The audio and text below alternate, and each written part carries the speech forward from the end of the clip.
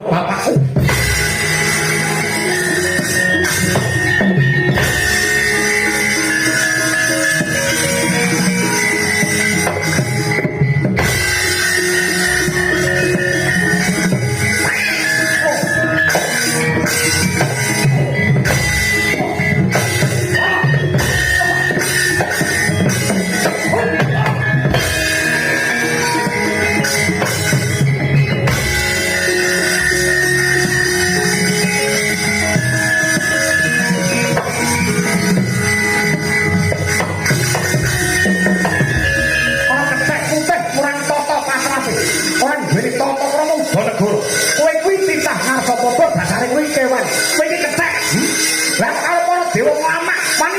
Pengen mati dina iki kowe.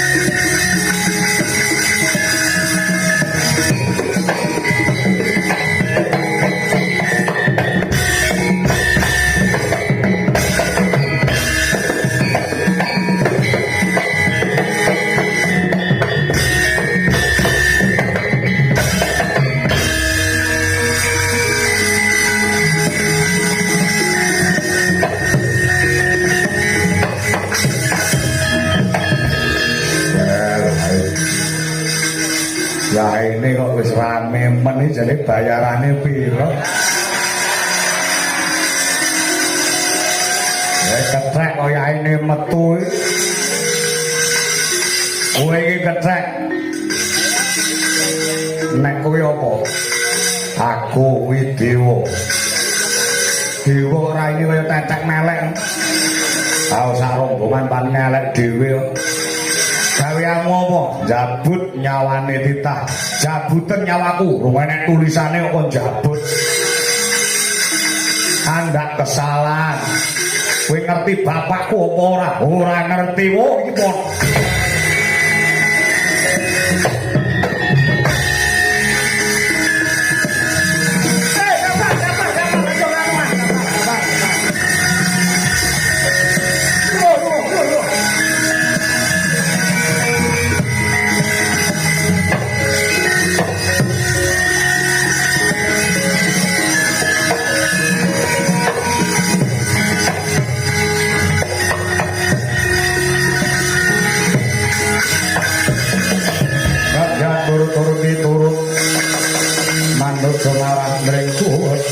Siji lan utama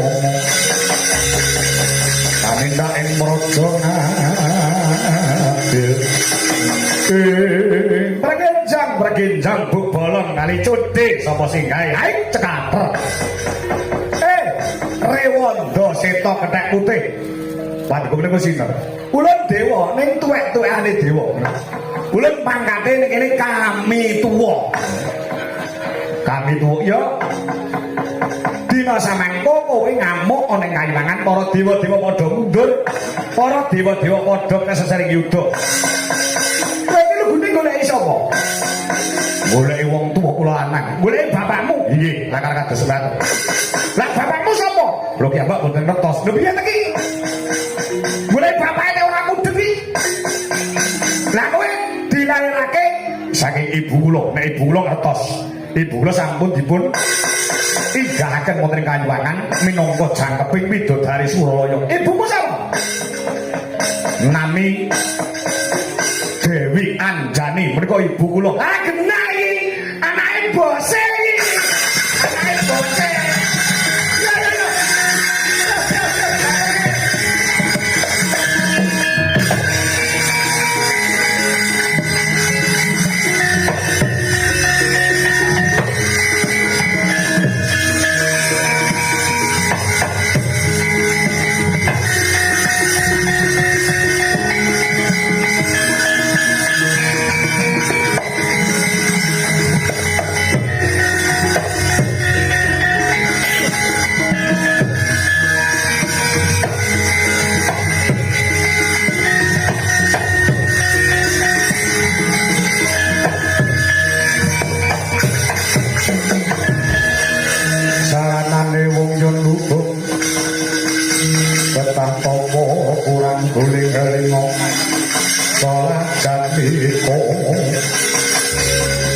yen macana padha manis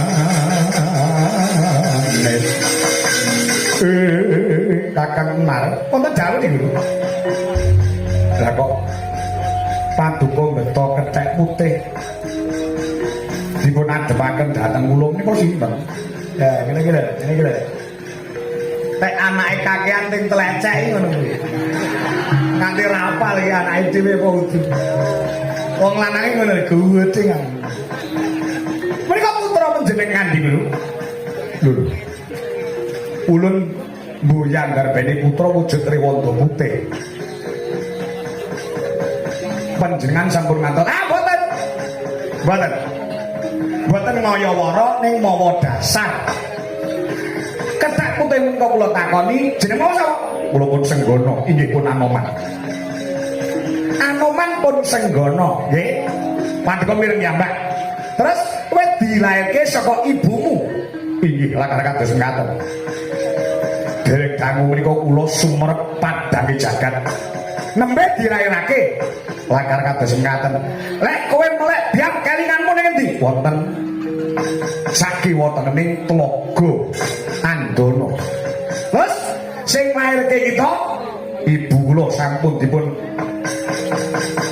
boyong dhateng Kalimangan minangka jangkeping widodari Sulalaya jenenge Dewi Anjani kuwi saka Agrastina Diguru sing kula rasani ndek inane niki anak sampean pun gedhe ngono aduh anakku nggih Anoman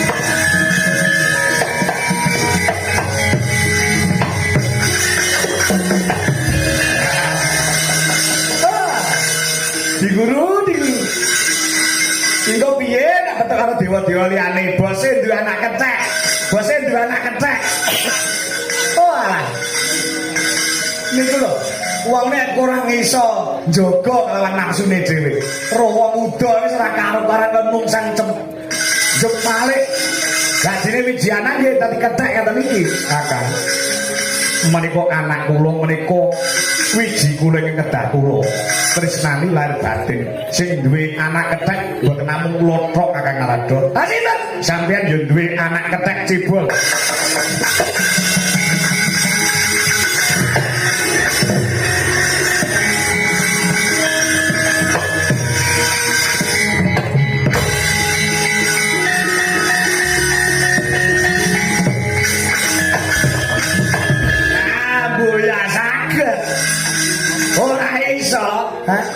kula kok duwe anak kethek napa mboten ngisi-ngisi tangga teparo. Halo, kami tuwa duwe anak kethek kula ya isin to. Ingkang gadah putra kethek mboten namung kula tok, panjenengan nggih duwe anak kethek. Mboten waget, mboten saged. Kula niku duwe anak nggih ganteng kaya bapake. Anak kok kethek ingkang wonten wingking panjenengan menika sinten?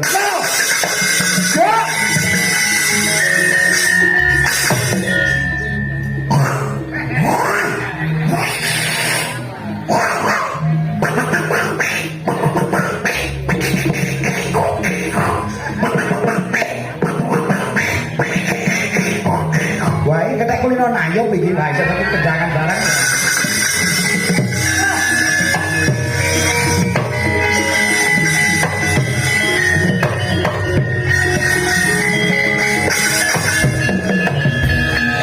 Percaya mboten?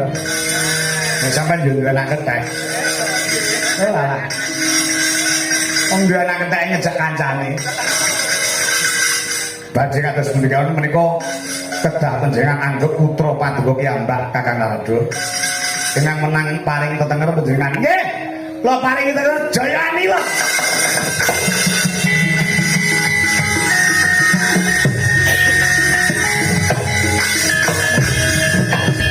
Dewa-dewa sedaya kudu duwe anak ketek kabeh. Ngaten nggih. Lebet Boro Brahma utawa Bathara Brahma. Engko kudu duweni anak kethek ingkang wulune mawa pamor geni yang dipun mastani anggeni.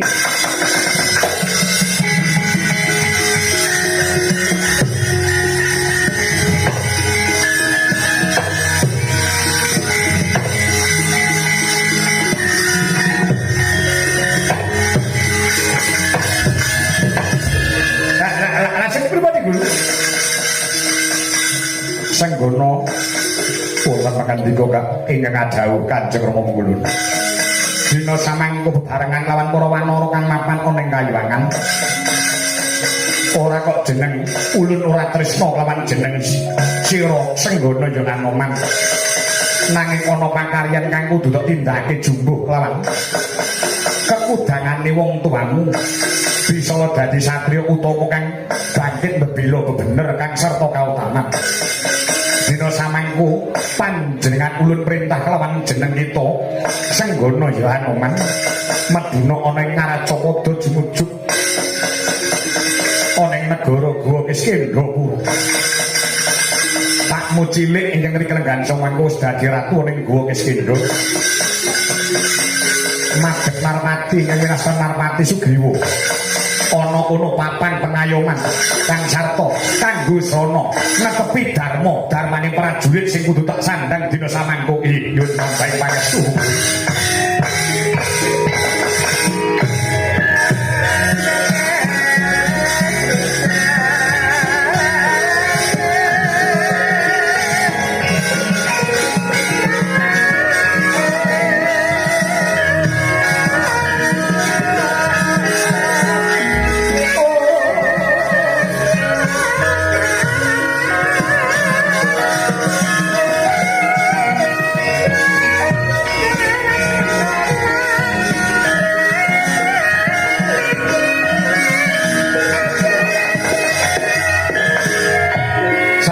Kowe ngabdi mring Pakmu cilik ing Guwa Kiskendhapura besok bakal jeneng sira ngabdi marang titise Sang Hyang Wisnu Bathara iku ingkang minangka dadi pengayoman kita kang sejati.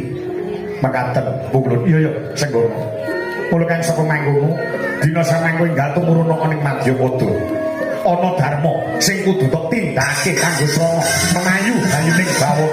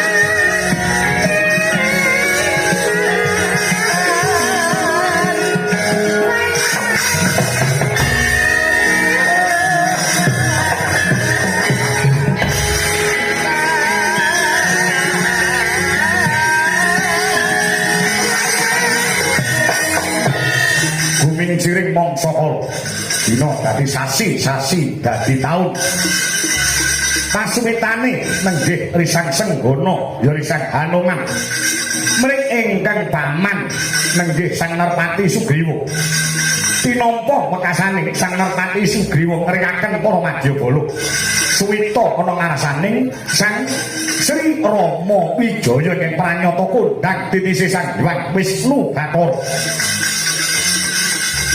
Nalika semono Sang Prabu Rama Wijaya nembe nandhang Dukita. Dukita ing nala sisah ing penggalih awit garwanira nenggih Sang Regyan Warasinta cinitra dening Rahwana ing negara Ngalengka. Dadya nandhang rudate nenggih Sang Sri Rama Wijaya titise Sang Hyang Wisnu Bathara.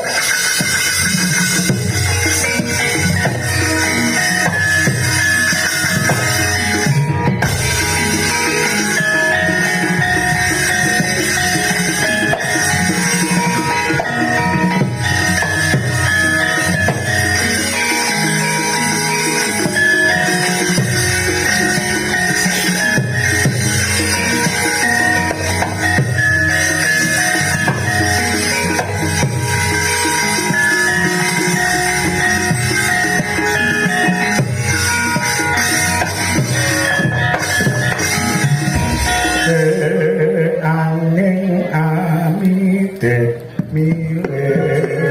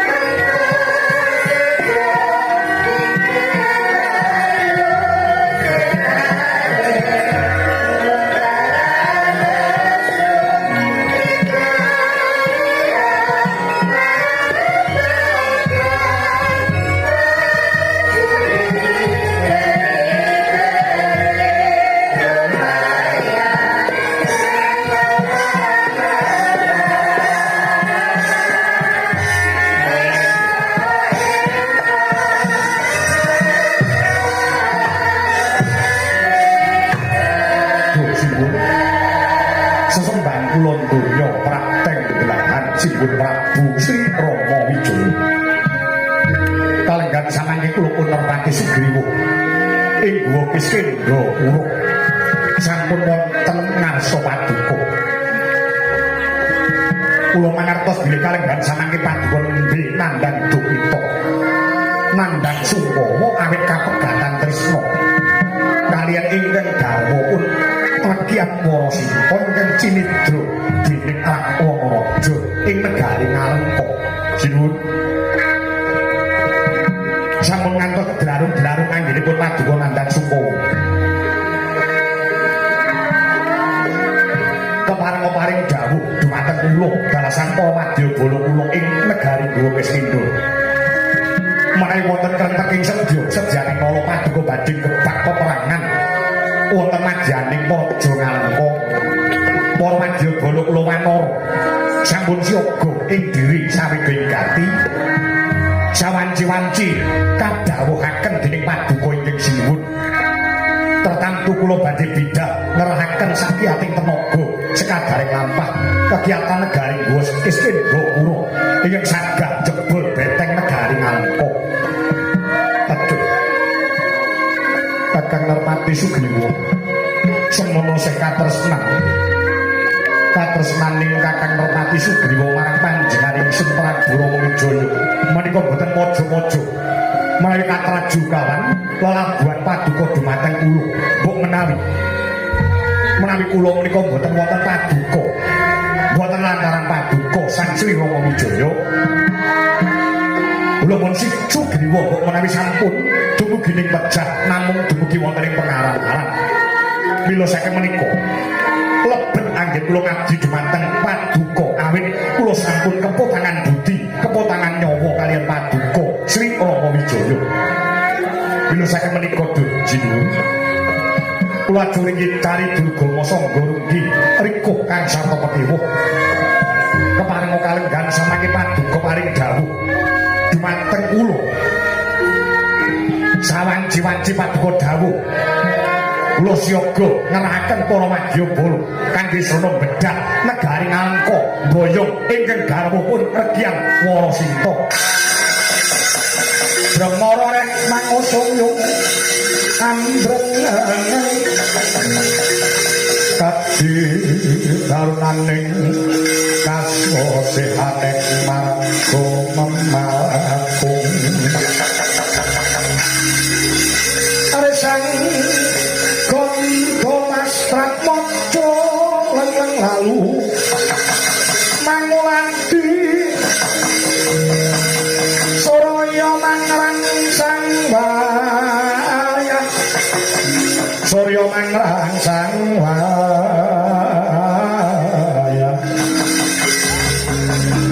Agung yo samara wayampo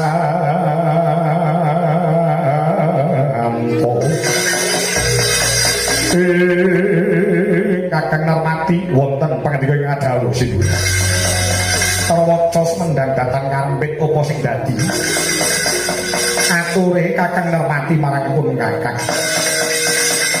dina samangku panjenenganing ingsun ndarbeni ancas ndarbeni kegayuhan sadurunge gebak peperangan ring negara ngalengka diraja panjenengan ingsun kepengin ngutus laku duta salah sawijining wanara kinariyasrana lumawat dadi dutaning ingsun mring negara ngalengka niti priksa kahanane yayi Perkian Warasinta ingkang angka 2 ingkang angka 2 ngukur marang kekuatane mungsuh kekuatane praja ngalengka diraja mungguhe Kakang Narmati sinten ingkang patut lan saged minangka dadi dutane Prabu Rama Wijaya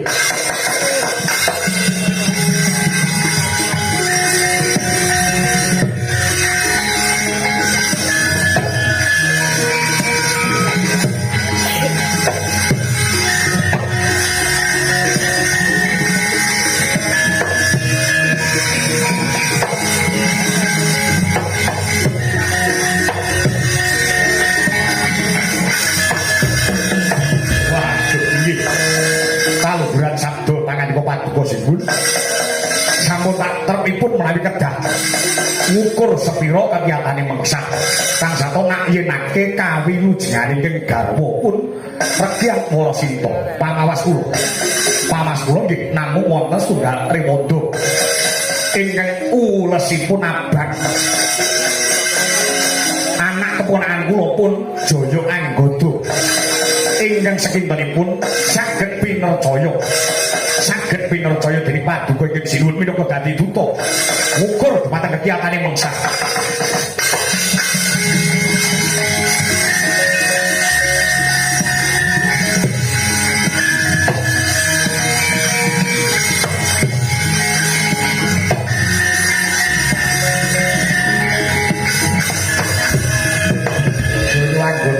sing rupane abang inggih lakar kados ngaten Kakang Narmati aja gerah ing penggalih sawetara aku niti priksa ana Remanda sing mencorong cayane kethek ingkang ulese seta utawa kethek putih nek ora kleru jenenge Anoman ya Senggana ndak sawang beda kelawan wanara-wanara liyane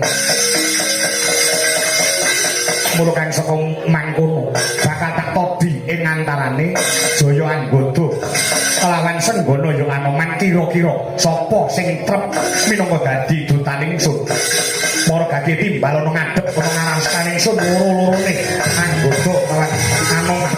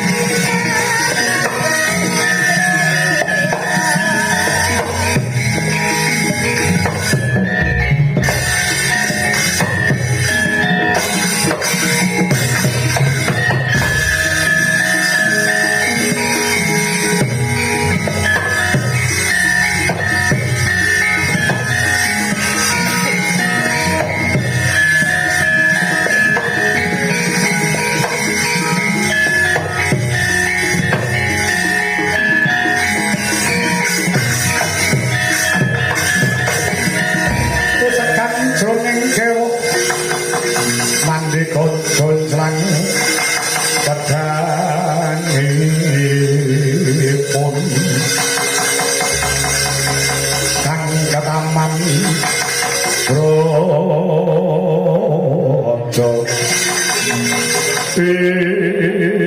wonten timbange ngadawu dosipun kula pun Jaya anggota ingkang nampi dawuh timbalan paduka ingkang simbol Prabu Rama Wijaya kula pun senggana inggih pun anoman nampi dawuh timbalan paduka simbol Jaya anggota lawan jeneng sira senggana ya anoman kawruhana kalamun to panjenenganing ingsun Prabu Rama Wijaya bakal utusan laku duta mring negara Ngalengka Diraja sepisan niti priksa kawilujengane Gustimu Putri Regyan Parasita sing angka loro nadi njajal sepira kekuatane mungsuh samangsa-mangsa para wadyabala wanara nglurug peperangan ana ing negara Ngalengka ubayane ora bakal bali jani. Oh inggih, menawi namung menika ingin dados pakaryanipun minangka dados laku duta saking paduka ingkang sinuwun mangke kula kemawon kula pun jaya anggota ing Sakar kula menika dasaripun mboten kok nama kula pamer menika mboten kula menika ketek padha-padha ketek ingkang sepi ing pamrih rame ing gawe kula menika dikongkon napa-napa purun tur mboten nate mikirke bayaran niku mboten nate. Pokoke kula iki kancane mangkat-mangkat mboten mau. Kancane budal-budal, nek kancane repot bekasane bane bocor, kula sing nembel ban niku. Adalah isu ngantuk-ngantuk kula rewangi bilane kanca-kanca kula ketek liyan.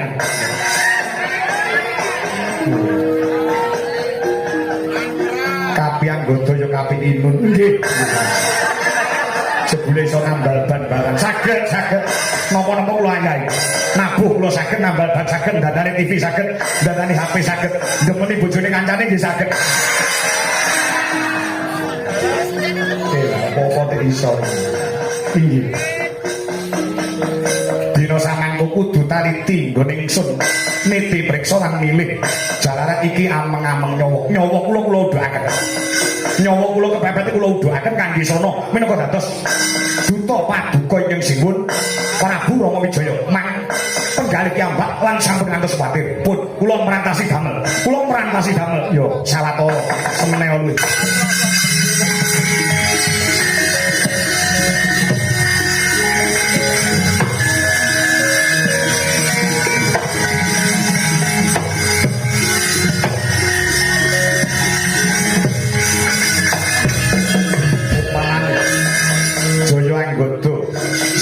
Lan tak pilih dadi dutaning Sri Rama Wijaya kowe bakal njaluk wektu njaluk inah pirang taun setunggal taun kula beda sakniki setunggal taun malih kula balik mriki sampun bentuk kabar lan sampun saged ngukur sepinten kegiatan mengsah ing negari Ngalengka setahun lho niki setahun inggih kowe bisa mungkasi damel tegese mungkasi gawe nampa sampiran perintah saka panjenengan ingsun lho iki kula saged anoman wis sagah pirang taun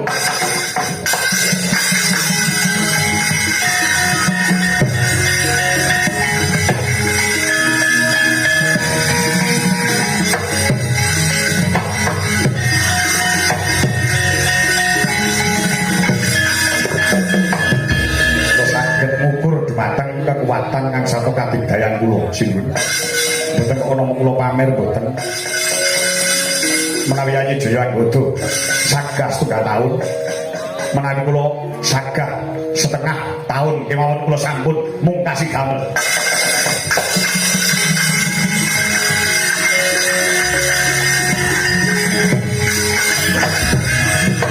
nek kang anoman setengah taun kula cekap setahun mawon pun kula setahun mawon kula dol murah mboten ana apa nggih sami jajal kula dol murah mboten ana apa tahun medune dadi sebulan wis setahun kedangun setengah tahun kedangun pun sebulan mawon sebulan kula bidasan iki wulan ngajeng kula pun mangsul niki beto kabar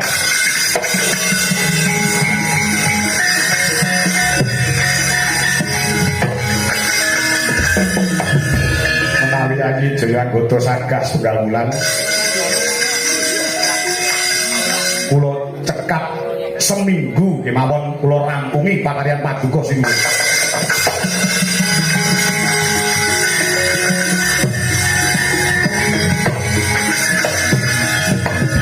kangen Anoman seminggu kula 3 dina mawon mboten apa-apa lho 3 dina niku pun cekap kangge kula sampun cekap kangge sono mestuti dawuh pangan di paduka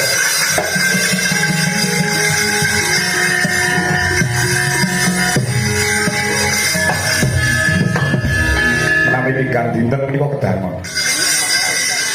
Kedangon tigang dinten menika kesuwen sinten. Lah banjur sedina sewengi sakniki kula budal benjing kula sampun wangsul malih beto kabar. Kakang Anoman ngejak jejer.